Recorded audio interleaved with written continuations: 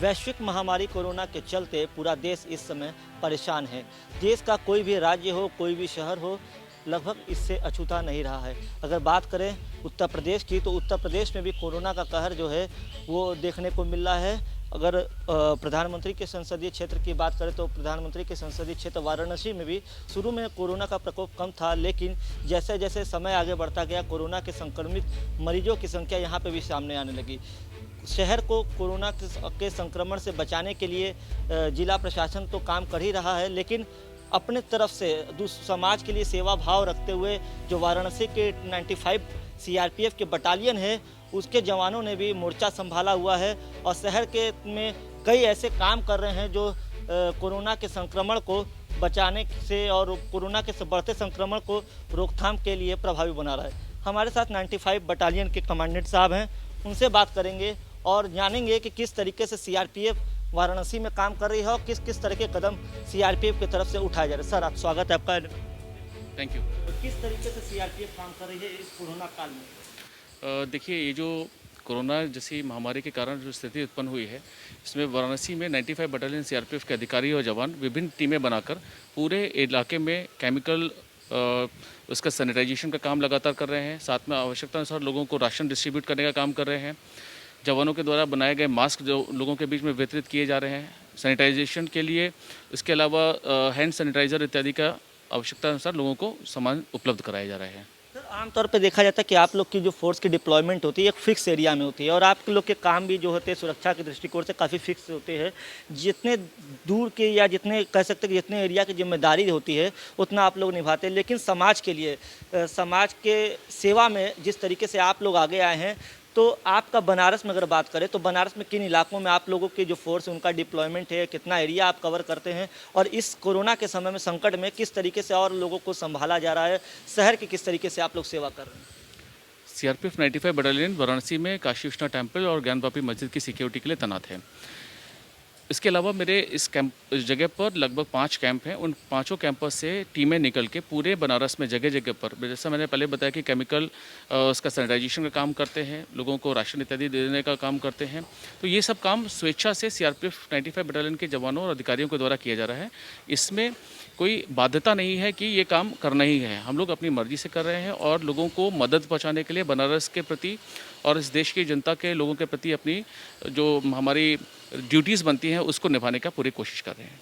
Sir, लोगों से किस तरीके से कनेक्ट रहे? लोग भी सीआरपीएफ से अब उम्मीद रखे हुए हैं। कई जगह से आप लोगों से कांटेक्ट करने की कोशिश की जा रही है, क्योंकि सीआरपीएफ जो सेवा करती है, अब सीआरपीएफ का जो एक तुरंत एक्शन होता है वो अलग रहता है और चीज़ों और सिविल फोर्स के, सिविल के पुलिस के अलावा या जो जिला प्रशासन की टीम है उनको लोग फ़ोन कर रहे हैं। एम्बुलेंस, कई जगह से ये भी शिकायत आ रही है कि फ़ोन किया जा रहा है, रात को एम्बुलेंस नहीं पहुंच रही है क्योंकि गाड़ियां भी नहीं चल रही हैं। तो सीआरपीएफ को किस तरीके से पब्लिक की तरफ से वो उम्मीद मिली है क्या? सीआरपीएफ 95 बटालियन की तरफ से हम लोगों ने एक हेल्पलाइन नंबर जारी किया हुआ है, जो कि मेरे कंट्रोल रूम का नंबर है। इसके अलावा एक मोबाइल नंबर भी जारी किया है। उस मोबाइल नंबर पर और कंट्रोल रूम के नंबर पर लोग अपना संपर्क करके अपनी समस्याओं के बारे में हमें बता सकते हैं। उनकी हर समस्या का निवारण करने के लिए हम लोग जिला प्रशासन और स्टेट गवर्नमेंट की जो एजेंसीज हैं उनके संपर्क में हैं और उनकी हर प्रकार की मदद पहुंचाई जा रही है। तो कोई भी समस्या हो तो उस नंबर पर संपर्क करें। संपर्क करने पर हर प्रकार की संभव मदद जरूर दी जाएगी।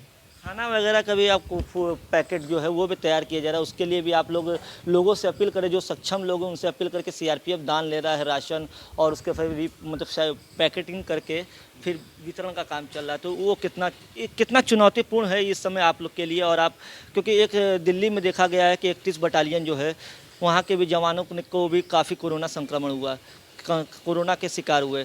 तो आप अपने लोगों की सेवा के साथ साथ अपने जवानों को किस तरीके से पूरे कोरोना काल से बचा रहे हैं, उनके संक्रमण से बचा रहे हैं? देखिए, जिस प्रकार से जवान और अधिकारी जनता के बीच में जाकर उनके लिए काम कर रहे हैं, तो हमारे लिए एक बहुत बड़ी चुनौती थी कि सारे प्रकार के कार्य करते हुए जवान और अधिकारी से सुरक्षित रहें कोरोना से।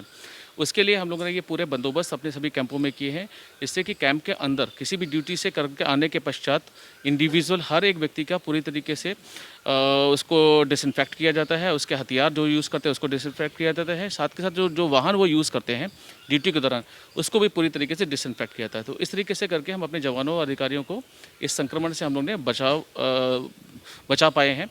और ड्यूटी के अलावा किसी भी काम से कोई सिविलियन या कोई भी व्यक्ति इस कैंपस के अंदर आते हैं तो उनका भी पूरी तरीके से संक्रमण से बचाने के पश्चात ही उस कैंप के अंदर दिया जाता है, उनको एंट्री दी जाती है। इसके अलावा राशन का जहाँ तक आपने सवाल किया, राशन कुछ हम लोग ने स्वयंसेवी संस्थानों के साथ मिलकर हम लोग ने राशन को यहाँ पर इकट्ठा करके लोगों तक पहुँचाया था। इसी क्रम में फिर CRPF 95 बटालियन कावा एसोसिएशन की प्रेसिडेंट, जो कि मेरी पत्नी है श्रीमती रंजीता सिंह, उन्होंने अपनी टीम के साथ मिलकर बनारस के संपन्न और संबद्ध परिवारों से संपर्क किया, उनके घर जाके डोर टू डोर, घर घर जाके राशन का कलेक्शन किया और वो राशन फिर हम लोगों को हेडक्वार्टर में उपलब्ध कराया, जिसको कि हम लोगों ने राशन पैकेट में कन्वर्ट किया है।